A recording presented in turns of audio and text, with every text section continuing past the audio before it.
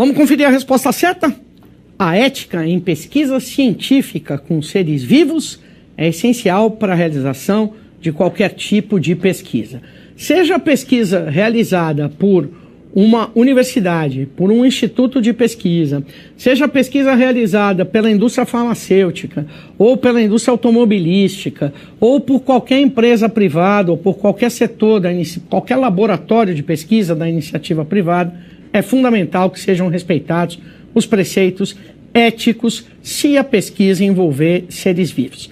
Se ela não envolve seres vivos, os preceitos éticos são importantes também. O pesquisador não pode inventar dados, o pesquisador não pode cometer plágio, que é um dos maiores crimes que se pode cometer numa pesquisa, é plagiar uma publicação de outra pessoa sem citar a fonte. Você pode ter o marco teórico, o referencial teórico que você quiser, mas é preciso citar as fontes. Existem vários procedimentos antiéticos que podem ser realizados numa pesquisa, mas quando ela envolve seres vivos, animais, quando ela envolve humanos, então os preceitos éticos devem ser rigorosamente observados, sob pena da comunidade científica rechaçar aquele resultado de pesquisa. Como é que em uma pesquisa que teve toda a definição do projeto que nós vimos aqui é apresentada?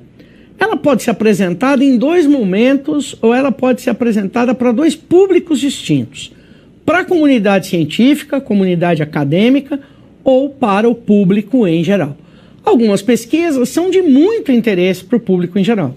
Outras ficam mais restritas, circunscritas ao ambiente acadêmico. As duas comunicações são importantes e nós vamos conhecê-las. A apresentação dos resultados de uma pesquisa à comunidade científica ocorrerá quando a pesquisa tiver sido encomendada por uma instituição, e nesse caso é preciso respeitar o sigilo das informações, ou quando for promovida com o objetivo de esclarecer a comunidade em relação a um determinado tema. As decisões relativas à publicação dos dados de uma investigação devem ser consideradas com bastante critério. De forma resumida, então, nós vamos ter duas modalidades. A acadêmica, como eu disse, uma comunicação destinada à comunidade científica, e a não acadêmica, que é uma divulgação científica para o público em geral. Existem setores econômicos, setores da iniciativa privada, que por vezes encomendam pesquisas para laboratórios de pesquisa, para institutos de pesquisa e até mesmo para a universidade. Isso é bastante comum em todos os países do mundo, que setores econômicos demandem, criem uma demanda. Olha, eu preciso de uma pesquisa sobre um processo de produção ou um processo de preservação de alimentos, por exemplo. Olha, eu preciso ter aqui uma pesquisa que me diga como é a forma mais segura de fazer a preservação de alimentos que podem estragar se não estiverem conservados na temperatura adequada. Nada impede que a iniciativa privada encomende pesquisas. Tudo isso precisa estar muito claro no projeto, tudo isso precisa estar muito transparente para que o resultado da pesquisa tenha credibilidade, que é essencial em qualquer pesquisa. No universo acadêmico, as pesquisas são feitas quase sempre para obtenção de titulação. Você realiza uma pesquisa para concluir a monografia, para concluir a graduação, realiza um trabalho de conclusão de curso quando você faz uma pós-graduação, e a titulação mais ambicionada, a titulação que mais é desejada, a titulação de mestrado, de doutorado e de pós-doutorado. Todas essas pesquisas de monografia, TCC, mestrado, doutorado e pós-doutorado são comunicadas à comunidade científica, além dos eventos para os quais você realiza pesquisas e pode levar para participar dos eventos. A comunicação científica, então, para um público acadêmico. Ela é realizada entre os próprios pesquisadores, os próprios acadêmicos, suas instituições de pesquisa.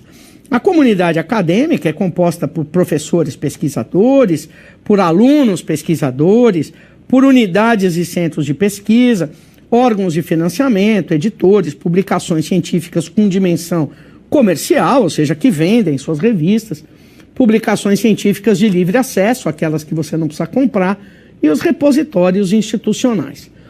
Na comunicação, quando ela é realizada para a própria comunidade, nós temos então os pesquisadores, os cientistas, falando com os seus iguais, com os seus pares.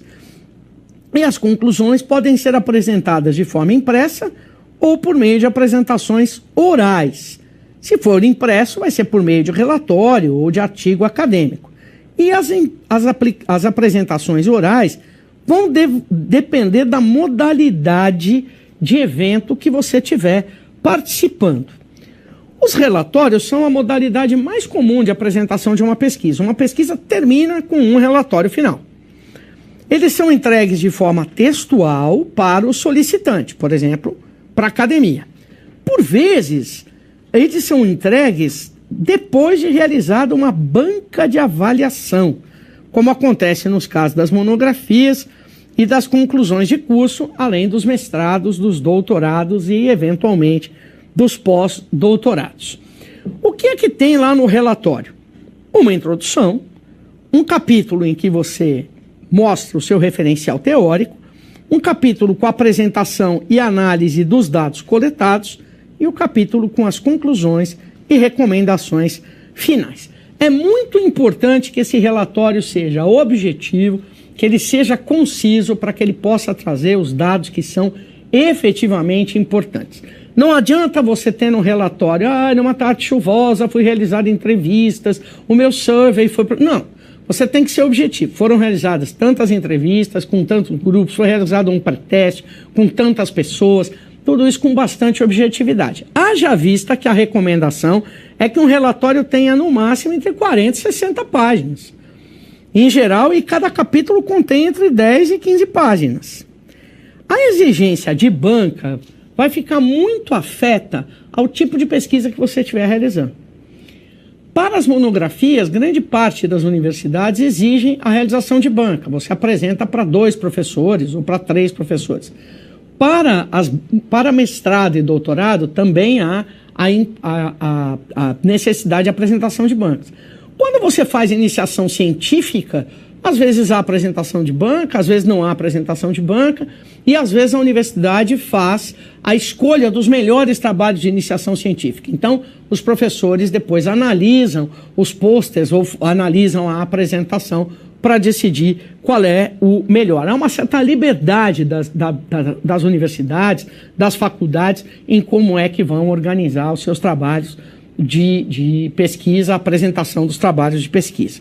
É o que eu estou dizendo aqui nesse slide. Olha, cada universidade tem suas próprias regras em relação às bancas, em especial em respeito à duração, o número de componentes, o formato. Você pode ter bancas presenciais, bancas online, se os questionamentos serão feitos por parte da banca, se o pesquisador também realiza alguma apresentação. Quase sempre o pesquisador é convidado a realizar uma apresentação de 10 a 30 minutos para a banca e os professores depois analisam e fazem questionamentos sobre as escolhas. Mas preste atenção aqui comigo.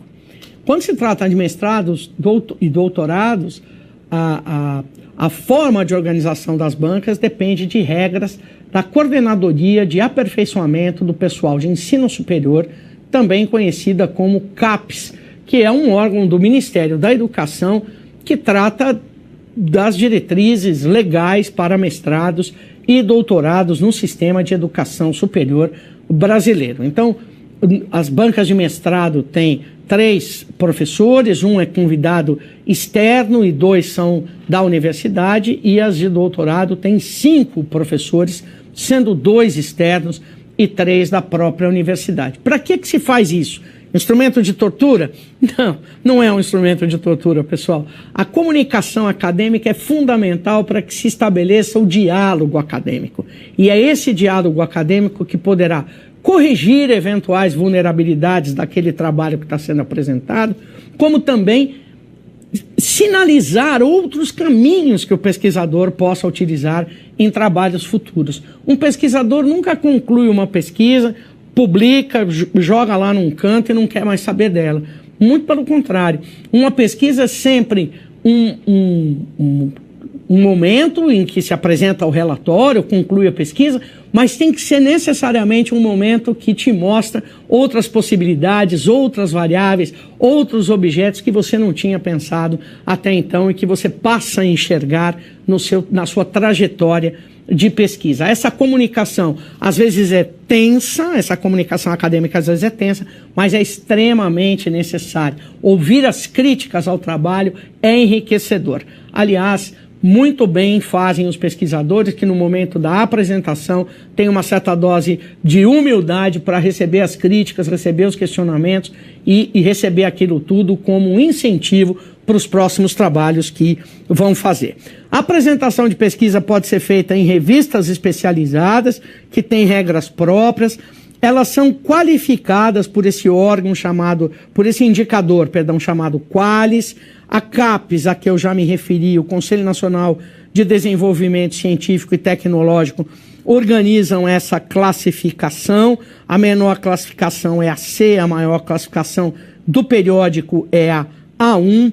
Essa classificação diz diretamente em relação com o fator de impacto que eles apresentam. Quanto mais elevado for o indicador da revista, mais prestígio de publicação ela alcança, e você publicar numa revista dessa é quase sempre um sinônimo de que seu trabalho é muito bom. Por quê? Porque as revistas têm comitê de avaliadores. Você não manda um trabalho de pesquisa, o resultado do seu trabalho de pesquisa, um artigo científico, para uma revista e ela imediatamente publica. Não, ela vai passar cada um dos artigos para esses avaliadores. Eu sou avaliadora de uma revista chamada Revista de Administração de uma faculdade aqui no Brasil, e eu recebo esses artigos, leio, analiso, vejo fundamentação teórica, vejo o desenvolvimento da pesquisa antes de autorizar, de dar a minha opinião se ela deve ser publicada ou não. Por isso que é importante, quando a gente consegue a publicação numa revista, é sinal que a gente foi avaliado e foi aprovado.